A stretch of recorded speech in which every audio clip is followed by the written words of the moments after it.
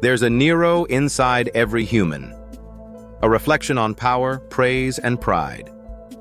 There's a Nero inside every one of us, a shadow not born from hate, but from praise.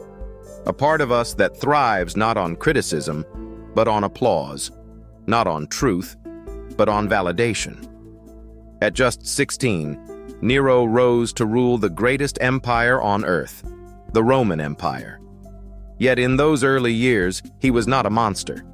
He was a reformer. Guided by the philosopher Seneca and the general Burrus, the young emperor gave the voiceless a platform. He allowed slaves to file complaints, reduced cruelty, and filled the grand arenas not with blood, but with music, poetry, and theater. Rome, under Nero's early rule, became a celebration of art and justice. For a fleeting moment, the empire breathed fairness. New roads, bridges, and aqueducts rose like veins of progress. Farmers received tax relief, the poor free grain. Even slaves were invited to festivals of culture and intellect. Rome was, for once, united by compassion, not conquest. But then came Poppaea Sabina, and with her, the whispers of the court. Seneca and Burrus, the voices of wisdom, were silenced. In their place came flatterers who said, "No poet is greater than you.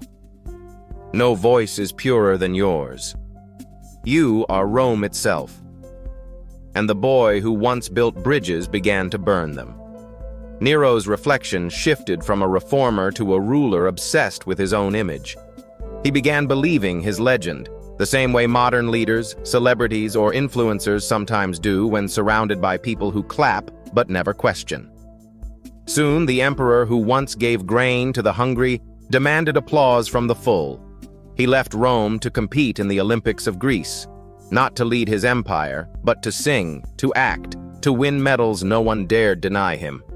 While he performed under bright torches, his empire burned under real flames. They say, to kill a dog, call it mad, and people will stone it. But to destroy a man, drown him in praise, and he'll destroy himself. Nero didn't fall by an assassin's blade. He was undone by admiration, intoxicated by flattery, and consumed by ego. Centuries have passed, but the story repeats. In politics, in business, in art, even in our personal lives. How many people have fallen not because they were hated, but because they were praised beyond truth? Power still corrupts, but praise corrupts faster. Inside every one of us lies a small Nero, waiting for the comfort of applause that could one day consume our soul. We don't need empires to see tyranny, only mirrors. Be wary not of critics who challenge you, but of cheerleaders who never say no.